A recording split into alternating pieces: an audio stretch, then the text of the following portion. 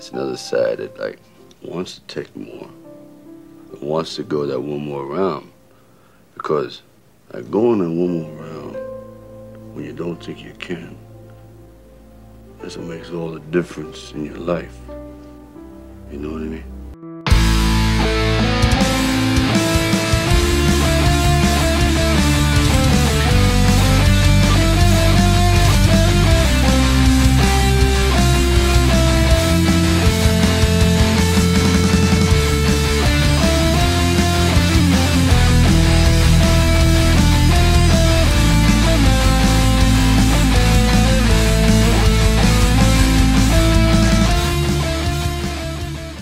Welcome to another episode of One More Round, the Rocky Series podcast. I'm joined, as always, with Katie and Kyle. Kyle is a little bit tired, he said, because his dog was pooping all night. Katie is a little bit tired, too, because she was pooping all night. So, how are you guys? Oh, Girls don't poop. That's a fact. that's true. It's true. I forgot about that. Girls don't poop. It must be nice. Okay. All right. Too much information, as they say. Okay. So we're going to get right into it. We got a couple things to talk about. I have an email from Patrick regarding the Stallone Zone Forum drama. Oh, yeah. I got more. So I'm going to read and do that one last. And Kyle, I'm going to read it because Kyle got mad at me last time for interrupting Katie with my narrative. So I'm going to... I'm going to do the Patrick Stallone Zone reading just so I can interrupt myself. Okay. But Katie, why don't you start with your emails there? Okay. We have one from Doug. Doug from Rocky Minute. Yes. He says, Katie, Kyle, and Ryan, in the last episode, you guys covered one of my favorite scenes and the most heartbreaking one, the one in the stairwell with Mickey. When we covered Rocky 2 on Rocky Minute, this moment is where the movie kind of went sideways for us. Early on, we're led to believe that Rocky wants to fight again because of their money troubles. But here, Rocky tearfully tells Mickey, I got to be around it. So we wondered for the rest of the movie, what exactly is Rocky's motivation for wanting to fight? Is it money, or is it his love of the sport and the fact that he's a fighter in his heart?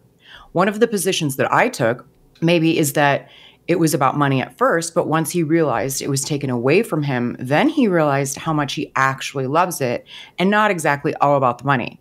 Anyway, I'd like to hear your guys' thoughts on this. Love yous. Your brother in Rocky, Doug. Doug is the host, of course, of the Rocky Minute podcast. You know, it's the number one show on the network. It's the number one show, the Rocky Minute. He's the best. You know, without him, our network would crumble. So anyways, yeah, Doug, great question. I remember them discussing that on season 2 of the Rocky Minute. I do too. Well, I want to hear, Kyle. We'll start with you, Kyle. What are your thoughts on that?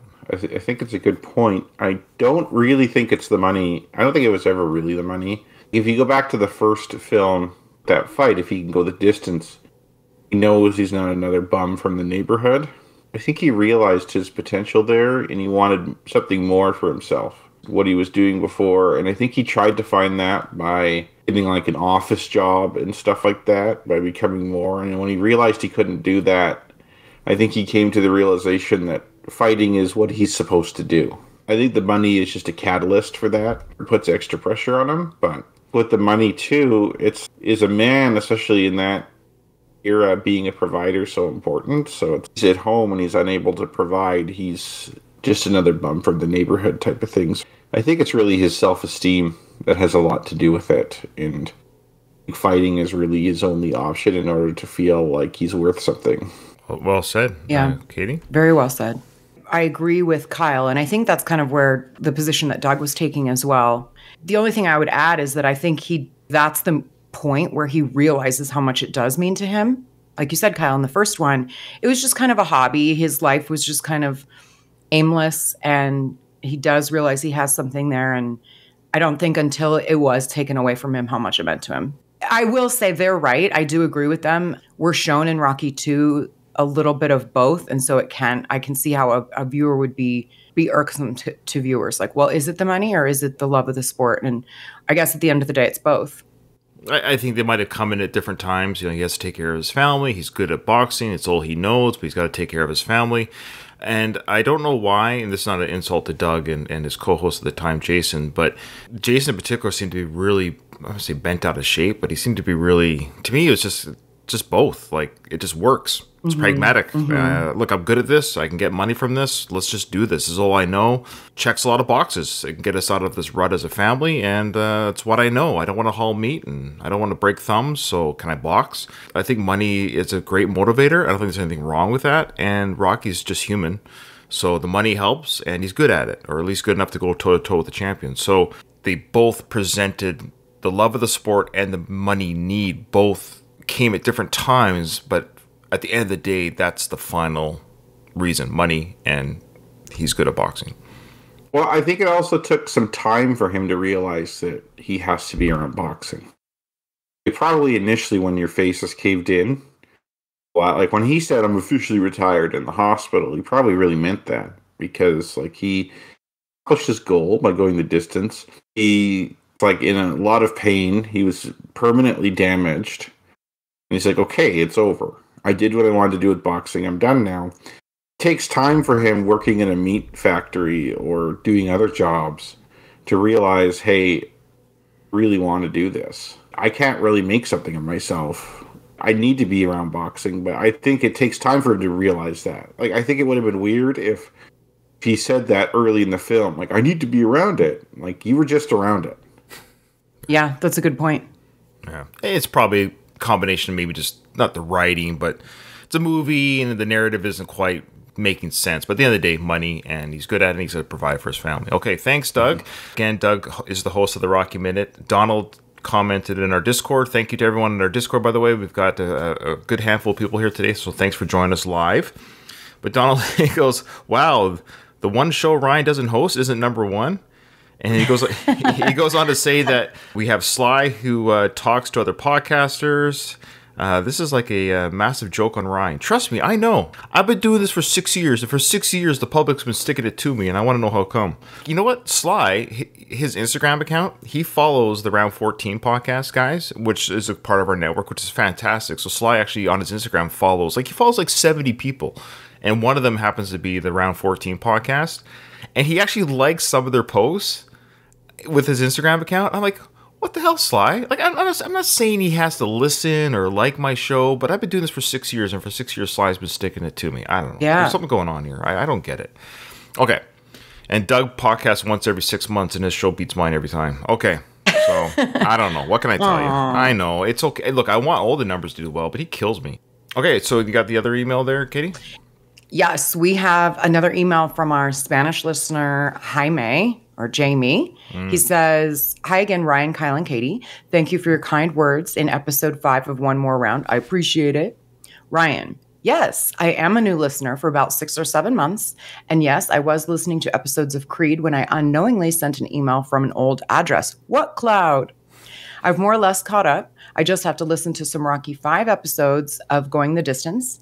And I've just discovered the Worst of the Best podcast. It's great. You know, I never plugged that. I should actually just plug that every now and then. I have another podcast called The Worst of the Best Podcast, which is fun to do with. And I do that with my brother, Jason, and it's a lot of fun. And Katie, we recorded an episode together. So if you want to check out that podcast, again, it's called The Worst of the Best Podcast. Katie and I did a Friends episode that's coming out soon. So it is a good show. I listen. Oh, thank you. Even though it's not on Stitcher. It's weird. Am I not good enough to be on Worst of the Best? Am I not good enough for you? I don't need nothing from you.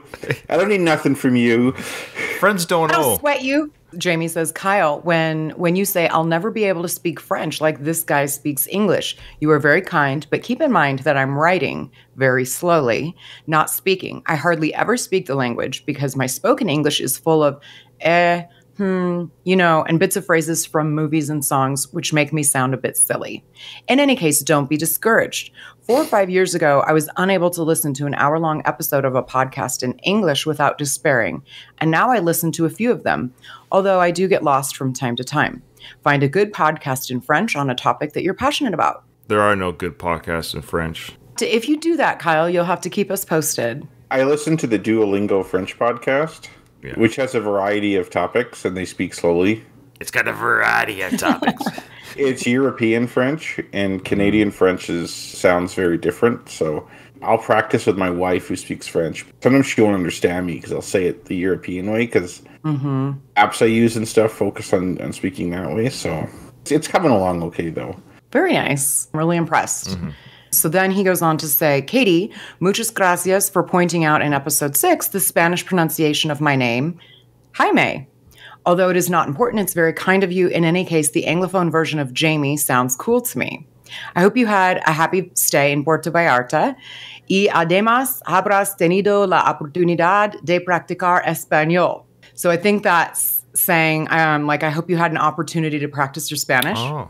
And see. Yes, How was your vacation? How did that go? It was good. It was a very quick trip. We were there for 3 nights, so just enough time to enjoy the pool, the beach, cervezas.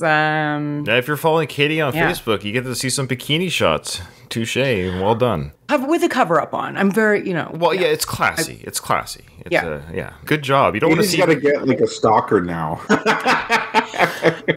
So I do get an anxiety. I don't have trips after this planned, and I have a little bit of an anxiety. So summing up a trip is sort of like my check in my brain to be like, okay, now schedule another one. But so I did get to practice my Spanish. Dave Jaime. just sent in our Discord. Friend request just sent.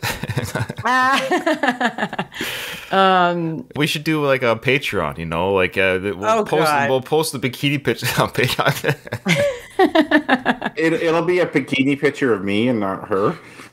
Like, we didn't say who it was. We just said a bikini picture. That's right. Of one of Bikini pictures, thongs and bikini pictures. Me and Kyle. That would be freaking hilarious, actually. I think we should do it. So Jaime says, it's a place that sounds familiar to me because it was always mentioned in a cheesy television series that I watched when I was a kid, The Love Boat.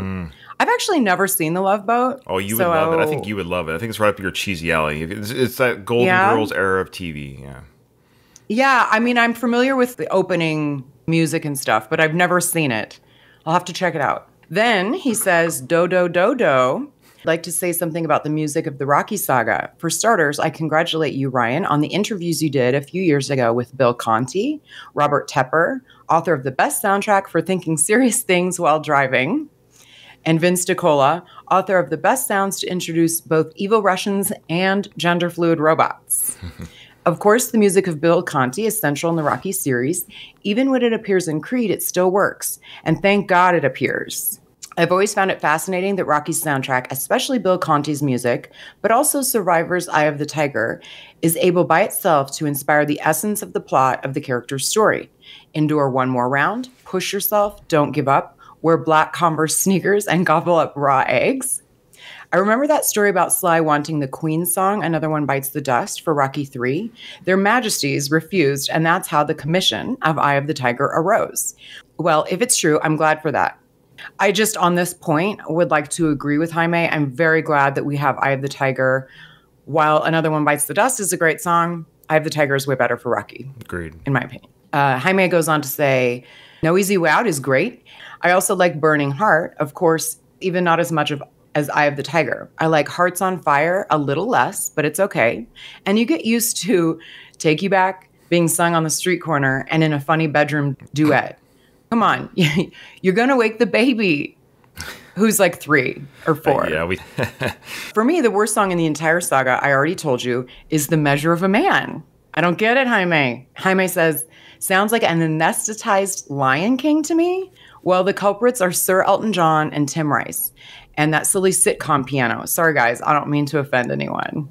No, you have your opinion. That's fine. Yeah, exactly. Okay. It's divisive at the very least. It's either people love it or they don't for that ending for Rocky V. Yeah. He says, well, although I make fun of some tunes, come on, no one in history of sound has gotten as much out of something as flat as Take You Back. That's being a genius. The truth is that I have a lot of respect for anyone who is dedicated to making songs. Like the Bible says, who am I, a creepo, to say that Elton John song is weak? I'm going to tell you, I've made noisy nonsense, nondescript songs most of my life, and I can assure you that if my brother was a filmmaker, he wouldn't hire me to play the tambourine on a soundtrack. But of course, I never had no manager. Once again, congratulations on the show. Yours truly, Jamie/Jaime. Great email. So thank you again, Jaime.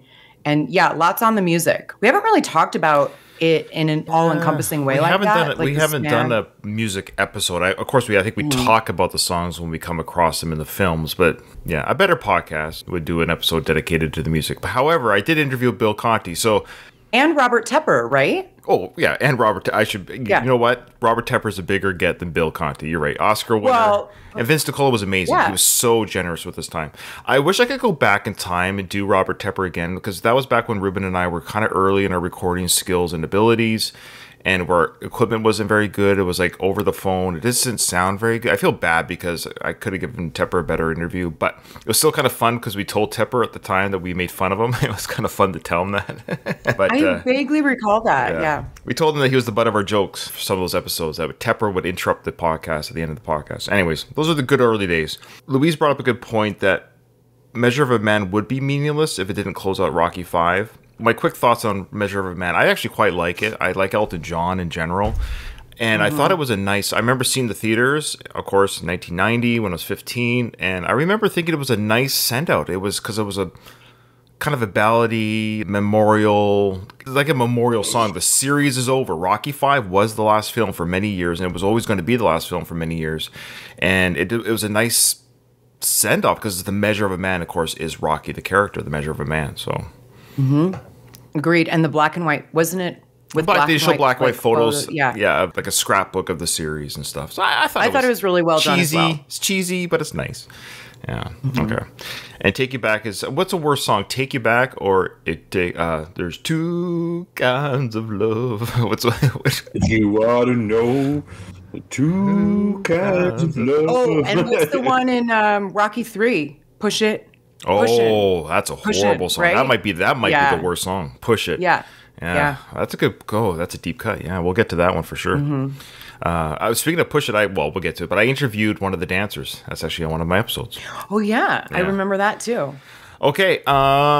Speaking of which, I do have an interview coming up for one more round. I'm actually doing an interview later. It's actually not anyone from the Rocky franchise, but he's a big YouTuber. He has 1.5 million subscribers on his YouTube channel, and he's very kind to come on and be interviewed. So we're going to talk Rocky, and we're going to talk about how his love of Rocky will fit into one of his future YouTube episodes. So he'll be on. It's kind of a bonus episode of me interviewing him. So we'll get to that, and very soon it's going to be on the podcast feed. I miss doing interviews. I haven't done one in a while. You haven't? Yeah. Well, nobody wants to talk. Untrue. Yeah, I also interviewed George Washington Duke. Yeah, that was a fun one too. Richard Grant. Yeah. Richard Gant. Yeah. Sorry. Yeah. That's a great one. I really like that interview. I did too. You've done a lot of... Sorry, go ahead. I'm sorry. No. I was just going to compliment please continue complimenting. You've done a lot of really good, you've got some good gets, and you are a good interviewer. Small podcast. That's pretty impressive that you've been able to land legit people. Well, I think I got them in the early days of the podcast when they realized I really was just a ham and egger. They don't come around. No. I think some of my funnest interview failures were those are good stories. I've shared them throughout the podcast where Kevin Connolly ghosted me. He was that closest to making a date, and then he started ghosting me on the email. We were back and forth in email, sending a date, and when I solidified a date, he ghosted me. And who else ghosted me? Blues Clues guy. The Blues Clues guy. He's a Rocky fan. I think his name's Steve. Who's Blues? What are you talking? Who's that? Blues Clues is a children's show, very popular in Canada. I don't know if it's popular in the States. The host. The children's host, you can Google him. He's quite a popular character and actor, but yeah, he's a Rocky fan, and he said he was going to come on the show. But anyways, so I've got ghosted by a couple of people. When I say ghosted, that means they agreed, at least verbally, and said, yeah, we'll do this, and then it fell through. So I do have an update here from Patrick, our favorite German, regarding the drama, and I call it drama because it is drama, on the Stallone Zone forum. So if you haven't heard episode 7, I'd recommend going back and listening to episode 7 because we talk about Bob, who is in charge of the forum, whether he's legally in charge of or has inserted himself, the leader of the forum. He's the voice of the forum right now, according to Patrick. So we gave our little bits on that. Katie read the email, and I interrupted her a lot because I was narrating the background story, filling in the gaps. Patrick had gaps, I had gaps. Together, we filled in gaps. No worries at all. Okay, so he gave us an update because he heard the episode, and we spoke to things, and so he corrected us and gave us some more, okay, so Ryan said XYZ, here's some more stuff. So here we go. Hello, Ryan, Kyle, and Katie. Just listened to episode 7 of your Rocky 2 coverage. Some final thoughts on the Creed 3/Michael B. Jordan/Winkler situation on the Stallone Zone forum. So again, Stallone Zone is a message board, old school message board fan of Stallone. So people go on there, they can post a variety of topics. Just like it's like a Reddit. It's almost like a Reddit for Stallone. It's just you go on there, you can post links, stories, thoughts, ideas. It's supposed to be a market of free thought, but it turns out it might not be that. Patrick goes on to say, Ryan, you wondered if I misunderstood some of the things, quote, Bob, that's not his real name. Again, Bob is an... pseudonym? Yeah, pseudonym. Thank you. Bob is a pseudonym for somebody else. Again, I won't say that person's name because if I did, the majority of our listeners will know who that is. And a lot of other members we're talking about. Okay, let me start again. Ryan, you wondered if I misunderstood some of the things Bob and a lot of the other members were talking about. I did not actually, as I visited the forum multiple times a day during that time, target a personal target of some of Bob's rants. To make it clear, to make it clear once more what the problems of Bob and a lot of the other members were and are. One, like this, Katie, he numbers these things. Of course he did. Yeah, I love that. I love numbered lists. Yeah, this is great. I wanted to almost send it to Katie just so she could see the format. It's beautifully laid out. I love it. So basically what he's saying here is, and I think what I was doing too, Patrick, just so you know, I was trying to be diplomatic to a degree. Like, I believe Patrick, but I was trying to be a little bit diplomatic because I had a feeling maybe or maybe not that some of the listeners of my show might go back to this person's ears and say, hey, just so you know, one more round, or Ryan in particular is talking about the Stallone Zone. So I want to be a little bit diplomatic and just benefit the doubt. Like, yes, we have one side of the story. So again, the invitation's out to any member of the Stallone Zone, any of the moderators, Bob himself. If anybody wants to reach out to me and just say, hey, Patrick's maybe misunderstood, you know, again, their side of the story, or this is what our intention is, this is what we meant, and maybe Patrick's misunderstanding their intention. Maybe their intentions are pure. But again, here's Patrick's experience. So, one, some members were accused of being disrespectful to Sly when he visited the forum. So when Sly visited the forum, people were being disrespectful to Sly. Patrick says, I didn't see any disrespect, though. That one forum member's intent to post the video of John Campia wondering why Sly was attacking Winkler was just to show Sly that the outside world, so those kind of outside the fandom, would still have to understand that the problem with Winkler was, whereas we, the forum members, already knew. So again, there was this video that somebody posted in that Sly saw. Basically, if you're not an insider of Sly's fandom, the general public would be like, why is Sly? Because I've actually heard other podcasts and other people saying they don't know, again, why Sly's not in Creed 3. It's still kind of unclear. And so if you're a Sly fan, like, you know, fanatic, that's what fan means, then we all know that there's been some disagreements, behind the scene drama, but the average moviegoer is going to still go to Creed 3 and not wonder, like, why? Where's Rocky? Where's Sly? Right? So I think there was a video that was posted to show Sly that maybe there is some confusion of what's going on here. When Sly left because of that posted video, Bob and his army of Sly worshippers took over and accused many members of both being disrespectful towards Sly and driving him away. So that's why that happened. So that video was posted, Sly ran away and said, and then Bob and his cohorts were like, all you guys made personal attacks. Number two, a rule then was implemented that any negative comment and thus any objective discussion was forbidden. So you can't say a rule. Like okay. That to me again isn't the form of free thought. Basically, people at the Stallone Zone forum moderators probably don't listen to our podcast because we are critical. Well, nobody listens. Everyone listens to Rocky Minute. 3, Sly wrote on the forum, and Bob knew from Sly personally that Sly hated the Winklers, Irwin and his sons, that he wished he hadn't done Creed 1 and 2, and that Rocky Balboa was the real ending. Some members are reading from Sly's words that Creed and Creed 2 and Creed 3 were mere fan fiction and are driving the point home in a lot of the posts. Sly has said that he regrets or doesn't like that he did Creed 1 and 2, and that Sly's basically saying, in my universe as the creator, Rocky Balboa is the final film. So again, if you like the Creed films, you're not supporting Sly's wishes, so to speak, that he did them, though. The fact is he did do them, the Rocky characters in them. Okay. I know there's a lot here. 4, Sly feels that Michael B. and Irwin Winkler took the Rocky franchise away from him. That's fair. If he feels that way, that's fair. Michael B. Jordan had his own vision for Creed 3 and never intended for Sly to be involved. Bob also said that Michael B. Jordan behaved very arrogantly on the set of Creed 2. We've talked about that, and that may very well again be true. A lot of hate comes from the fact that Winkler gave Michael B. final cut on his first directorial gig, something that Sly never got from Winkler. Oh, well, that's news to me.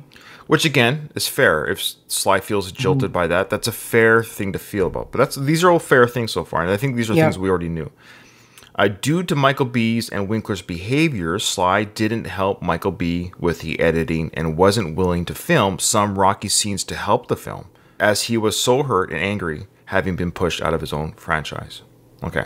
There might be some indication here that Sly could have been in the film, but he refused to do so. So 5, knowing this about Winkler and Michael B leads to only one conclusion. This is the conclusion that the forum stipulates. Creed 3 and Michael B have to be boycotted at every cost, as they have been backstabbing Sly. And as we fans knew, quote, how much pain the Winkler situation causes Sly, end quote. To quote Bob again, so this is from the forum quote, Bob said, how much pain the Winkler situation has caused Sly. Every supporter of Creed 3 is no real Sly fan.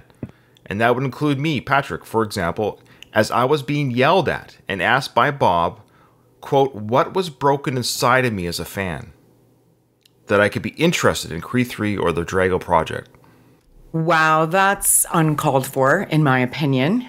We invite anyone from the forum to let us know if this is wrong or if this is incorrect statements from Patrick.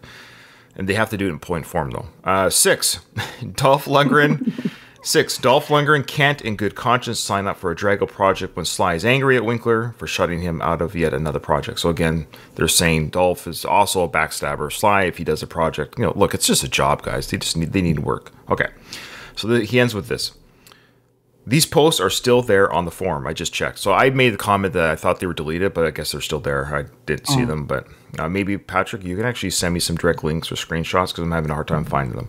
He goes on to say, hey, Donald, this is for you. He says, I think Donald wrote on the Discord that Rocky might be back in a potential Creed 4 if Creed 3 is a success. That notion is regularly dismissed on the forum because if Creed 3 would be a success, Michael B. and Irwin Winkler would think they were right that they don't need Sly anymore.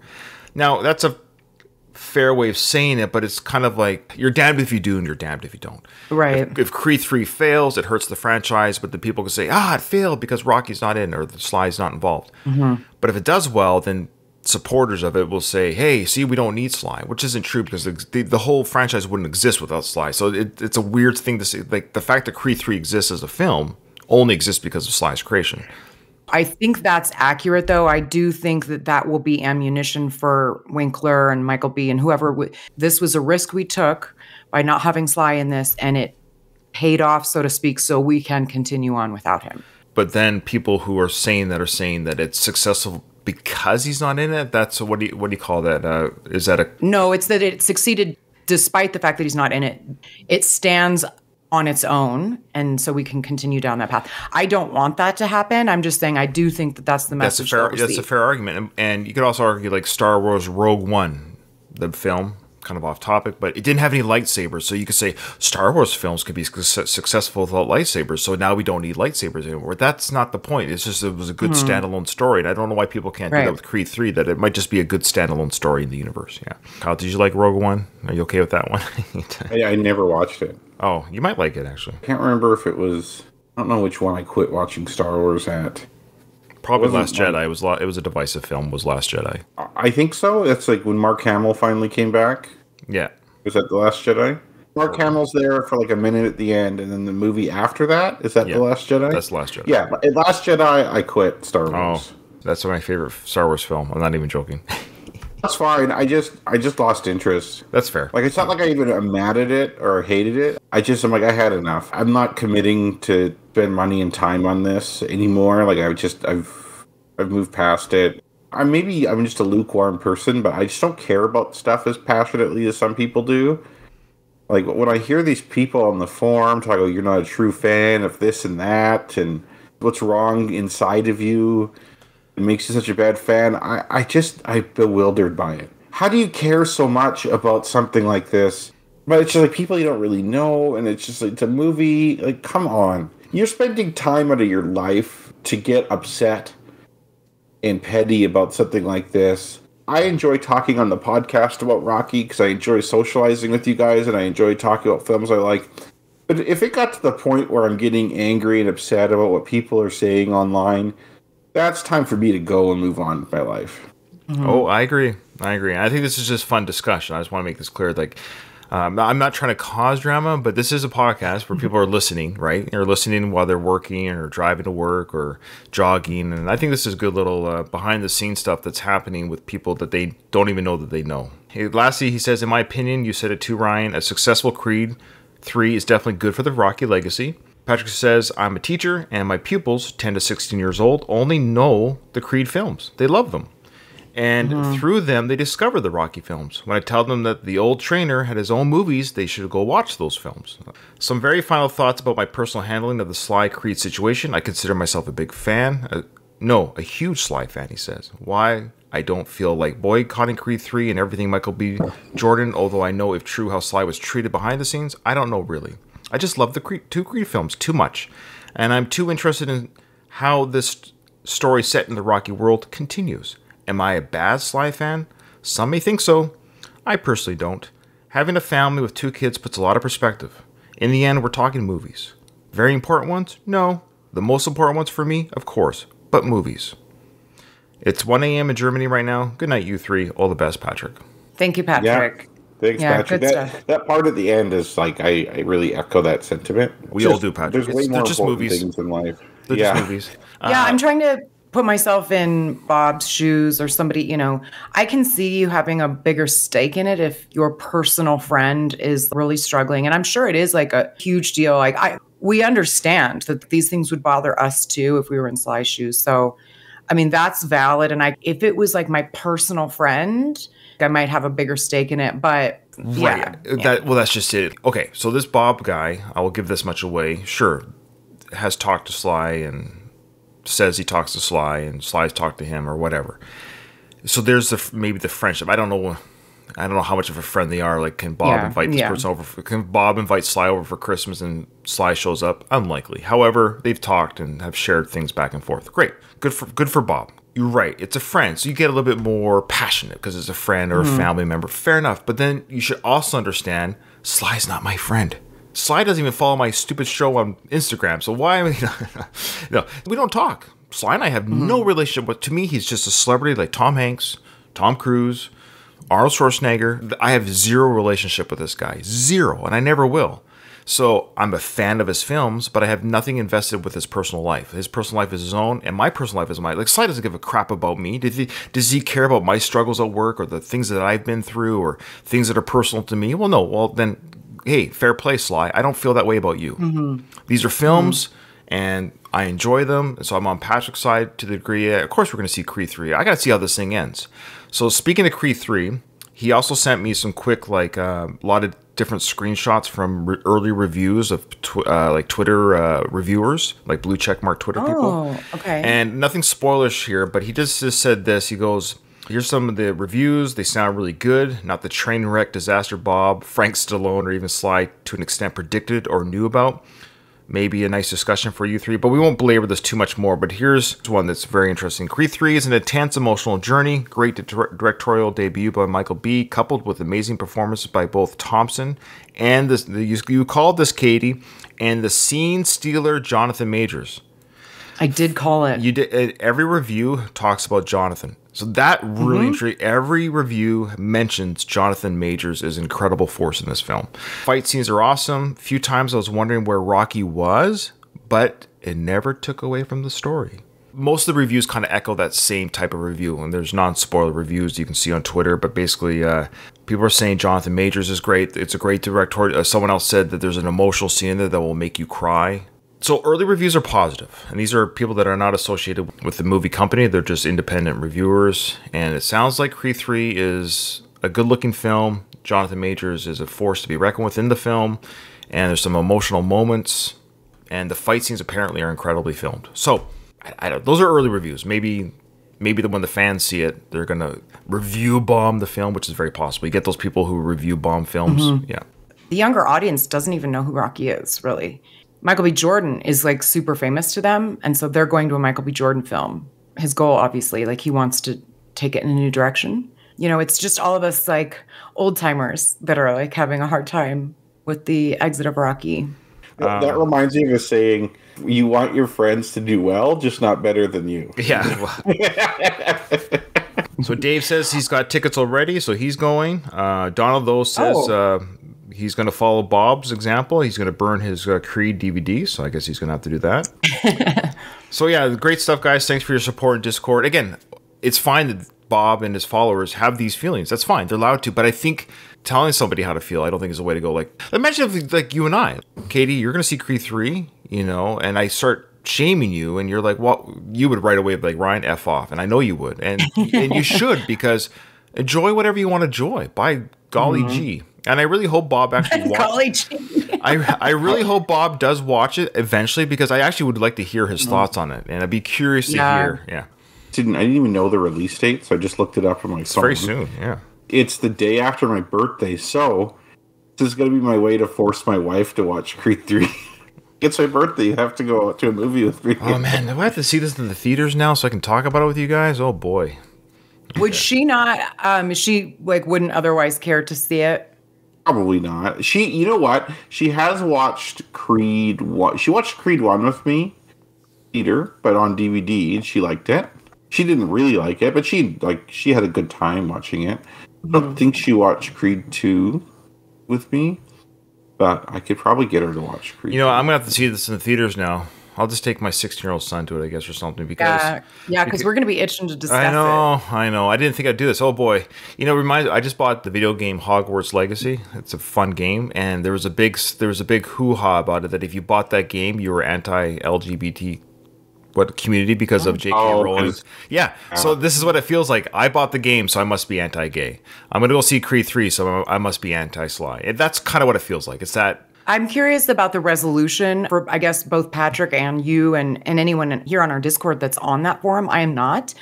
But so what is the feeling of, I guess, more moderate fans? Are they just like sticking around and just, do you plan to engage less and still follow? Or are you leaving the forum? I think Patrick's going to stick around because I think he's kind of like me. He wants to stick around to see what it turns into.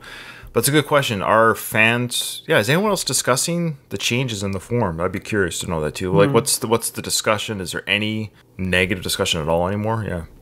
We're saying we should probably move on and do some trivia or something. Oh, yeah. Well, we're going to do one scene. So I know this was... I told you this is a big discussion, but it is a Rocky podcast. There's a lot of like... I like this kind of discussion, quite frankly, with you. I love it. And we're going to do one scene in the Rocky film. We're going to do the scene where, of course, it's coming up where Apollo's talking to his management about the rematch. We'll do that one scene. So let's do the Rocky question and answer. We'll answer it right away with each other. We'll just do that. True or false? After a reporter in the hospital asked Rocky, what did you think of the last round? Did Rocky answer that I should have stayed to school? True or false? Everybody's got their answers locked in? So, Kyle, what's your answer on that? I put true. I put true as well. Okay. True. 37. Okay. What does Mickey yell to himself? What does Mickey yell to himself after the report on TV says, but there's only one problem. Where is Rocky Balboa? What does Mickey yell? Remember, he's himself? holding the soup and whatever in his lap. You hear that soup, he hit the carpet. Yeah. God, I hate that. I know. It's probably shag carpet too, so it's not. Have the answer, Katie? I have no idea. Okay, I do. I know he says bum. Dirty bum? Dirty bum? Something like that. It's something bum. Oh, shit. I put that bum. Like that bum. Okay, it's either dirty bum or that bum or something to that effect. I think dirty bum, now that you said that.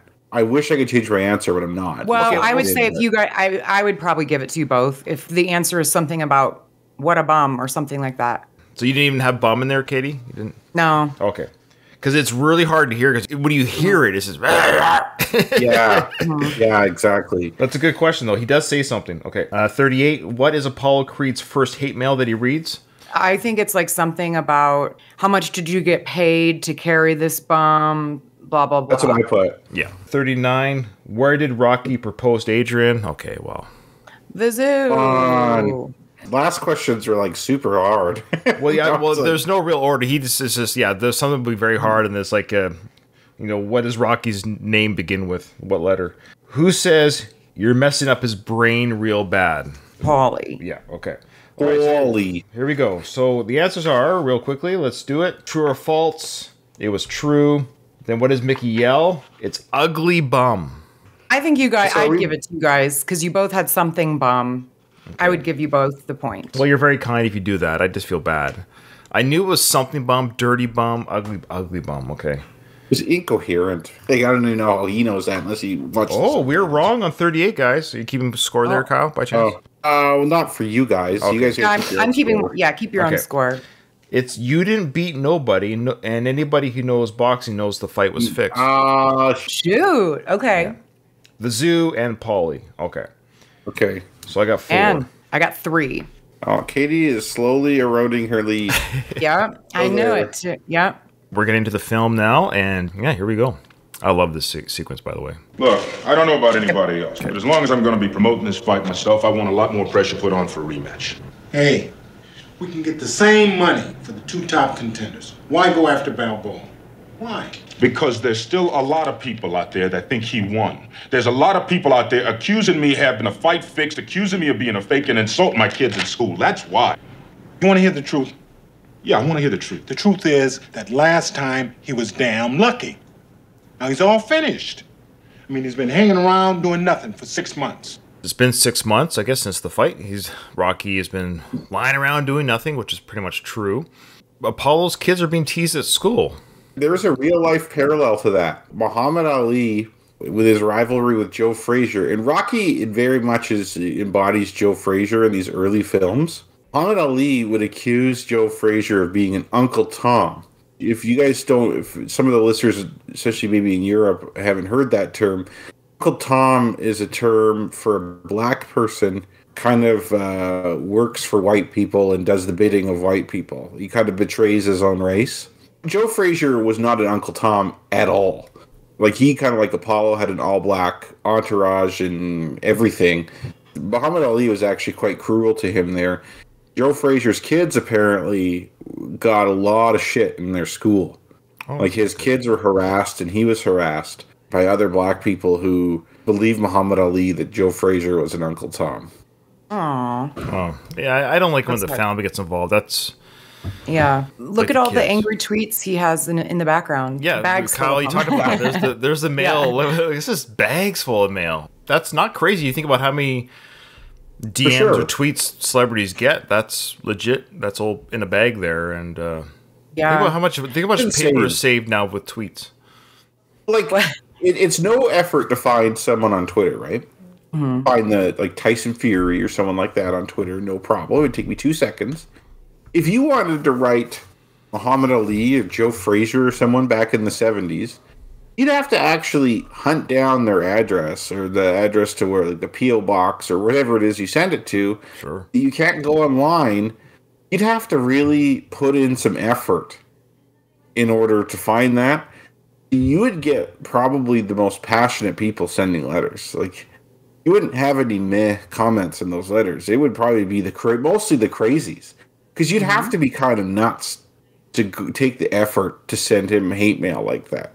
There's no character restrictions either. You can write as much as you want. Yeah, but there's also the writers of these letters. They don't know whether it's been read or not. They don't get that immediate fix of whatever they're after by getting a response or not. How many nude photos do you think are in there from female fans?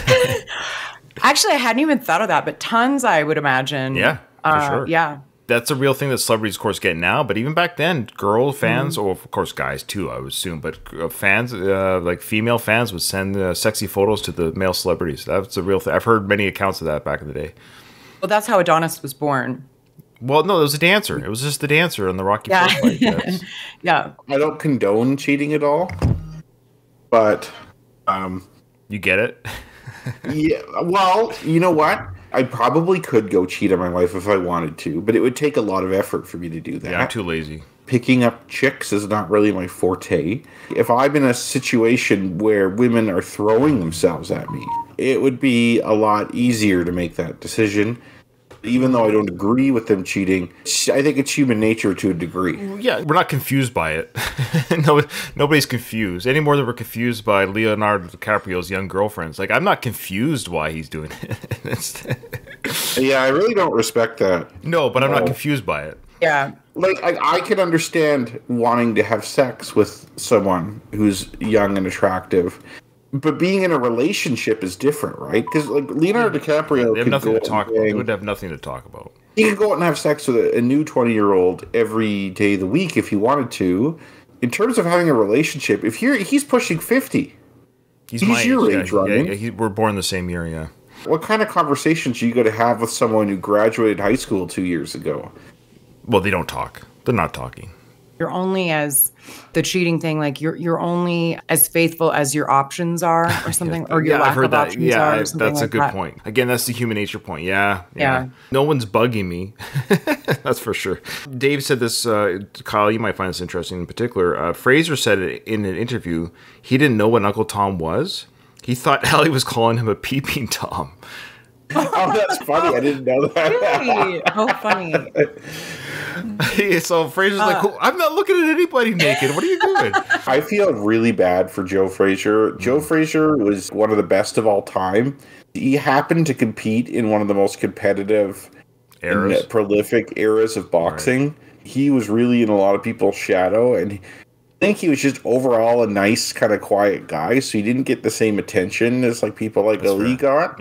Yeah, he's one of the more underrated champions. Like Bill Burr, he has like this famous Philly rant where he does this. And he's like trashing in Philadelphia. And one of his things, like, you guys idolize someone like Rocky who doesn't even exist. Right. Where it's like in your own city you have Joe Frazier. Like, there's no statues of Joe Frazier around. Maybe there is, but good point. It's a really good point. Bill Burr is funny. I like him. You next, Joe. You next. Yeah, that's great. To Sly and the film crew's credit, Joe was in that film, so he was immortalized in that film, not Ali. So there you go. Yeah. Because it wouldn't make sense to have Ali in that film because Apollo is Ali, so to speak. The actual film clip we just saw, I don't understand Tony's rationale. Like, if he's trying to dissuade Apollo from wanting to fight Rocky, he's not doing a very good job. His argument is he was damn lucky. He's a nobody now. We know that Tony's trying to help his ego a little bit here.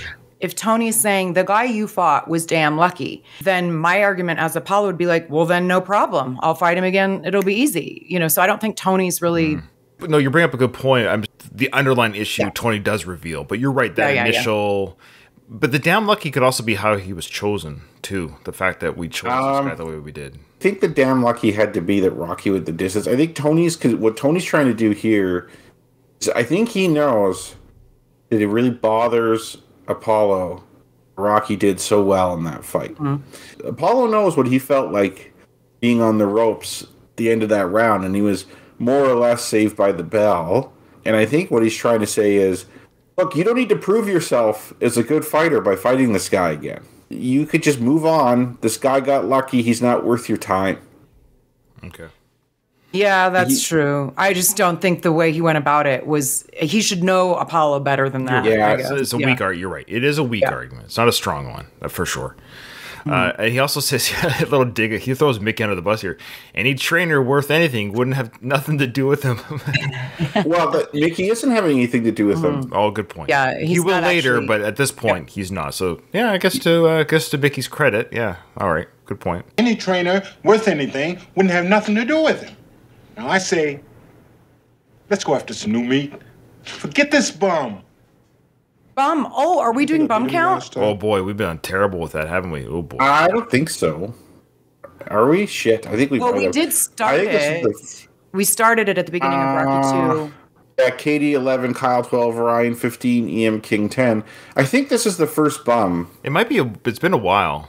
Okay, it has been a while. Okay, at any rate, there's a bum. There's a bum. Agreed. We know that ugly bum's coming up later. Yeah. I don't think there's been as many bums. You're right. There really hasn't been. Well, I think that's why we were alerted to this, because we heard it, and that reminds us of the count. I think it's just been a while. Yeah. Okay. Thing wouldn't have nothing to do with him.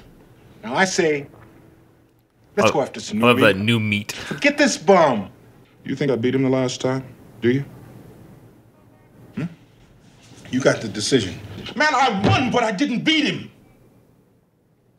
That's always famous a great, famous moment. Yeah. And even Tony's body language says everything you need to know.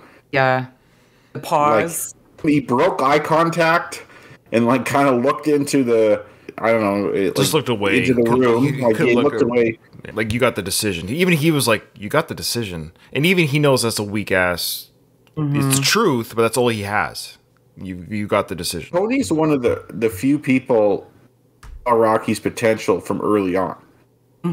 As soon as he saw Rocky punching that meat, he saw something there, and he started to get worried.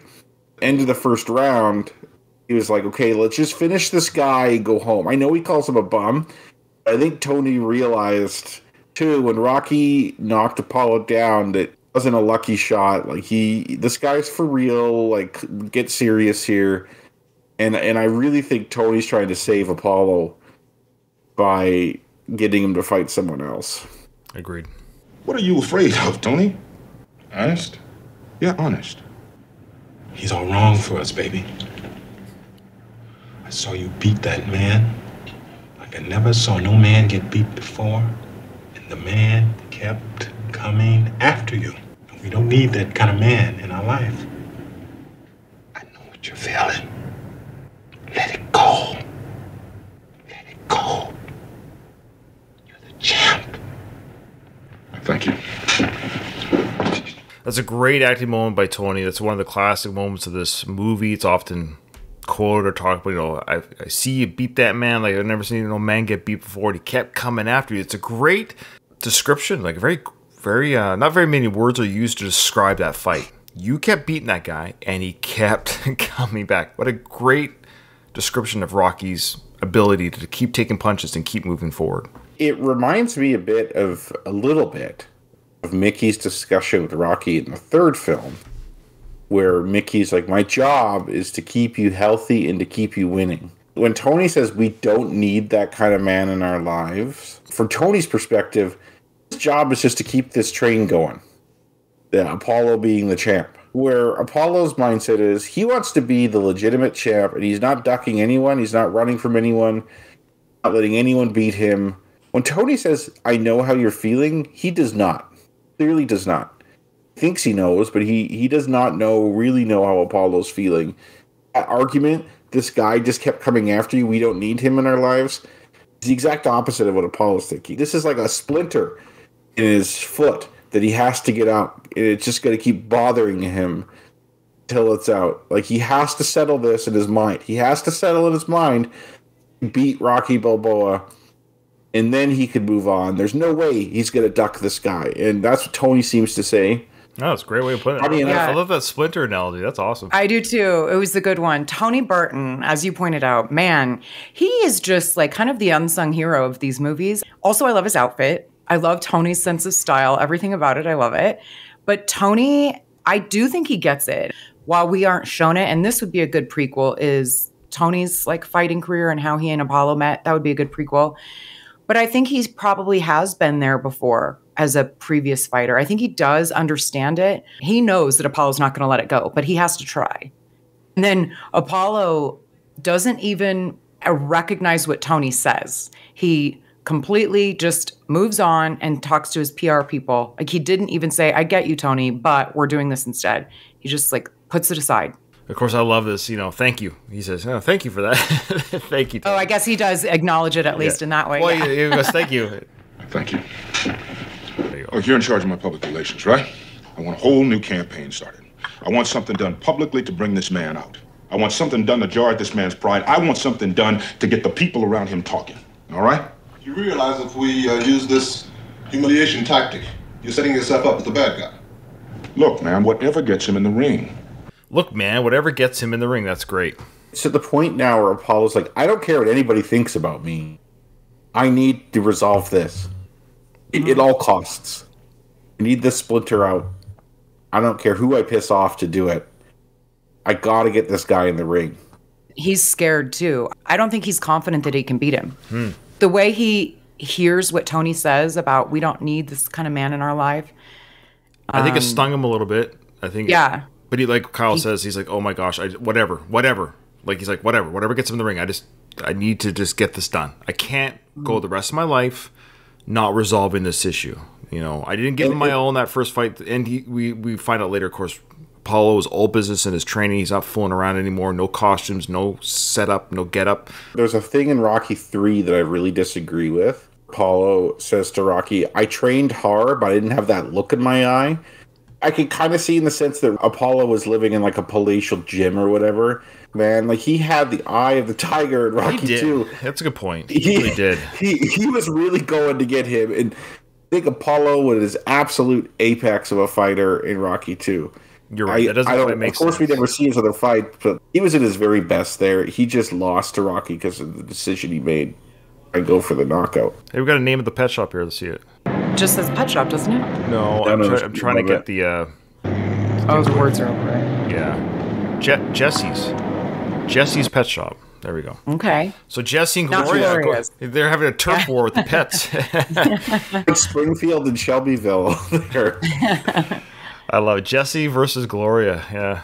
It's funny if Adrian goes, I could work at the pet shop, but she go works for Jesse. You know that song? It's like Jesse's Girl. Oh, it's like, yeah. I wish I had a girl like that. I wish I had a pet shop like that. Yeah. Yeah. This has been a fun episode. I apologize. We did very little film today. It's just one of those days. We had some great, wonderful emails that bring up. The reason why I like the emails too, I mean, obviously if we got 20 an episode, I wouldn't read them all, but we only get a few here and there anyways, but they bring us some great discussion points, which is why we're a Rocky podcast. We're not just a film commentary podcast. So I appreciate everyone that joined us live. Dan, Dave, Philly Dude, Louise, Donald. I think I got everyone there. Thanks guys for joining us live. That's really cool. Again, if you want to join our Discord and be a part of the live discussion like you're hearing right now, Discord, it's free. It's really easy to join. You just click on the link in the show notes. You join the server. You get to watch us live, add your input live, which I'll read on the air, which I think is fun. Again, it just adds to the discussion and makes it more of a community thing. Join my Patreon. Yes, Louise, I'm going to get the season finale up there soon. I apologize it's taking so long. Of the Tulsa King, people have joined because of the Tulsa King reviews and reactions that I've done. So I appreciate the support that people have done for that. Yeah, send us an email. We do love the email. So if you want your voice heard, send us an email. And eventually, one day, I might get a voicemail for the show where people can call in and leave voice messages. I think that people might actually do that, so they actually just get their voice on the internet and or on the podcast and say, "Hey guys, like your show," or "I got a question for you," or whatever it might be. I think I tried to set that up, but I'm actually moving to the States in a few months for a posting. So, did I tell you guys that? No, I don't. No. Okay. Well, I'm still screening, so I haven't really advertised it because screening sounds like what it means. Like there's a lot of paperwork we have to do, and everything. If everything goes through and works, I'll be back in the States. I did it before I started the podcast. I was there from 2011 to 2015, but I'll be going back there again for 4 or 5 years as my retirement posting, working at the Naval Air Station in Whidbey Island, Washington. So if everything goes well, I'll be there in June. Yeah. So you're not going to Calgary then? No. Yeah, I'll talk to you more off air. But yeah, I'm not going to Calgary anymore. I'm going there for my last posting. If everything goes according to plan. But I think in the States, long story short, I think it's easier to set up the voicemails when I'm getting it in the States. I think it's just easier to do that in the States. Okay. That's why I did that whole segue there. Anyways, thank you so much, everyone who's joined to watch the show. With that, folks, the episode is over. I ain't hear no bell.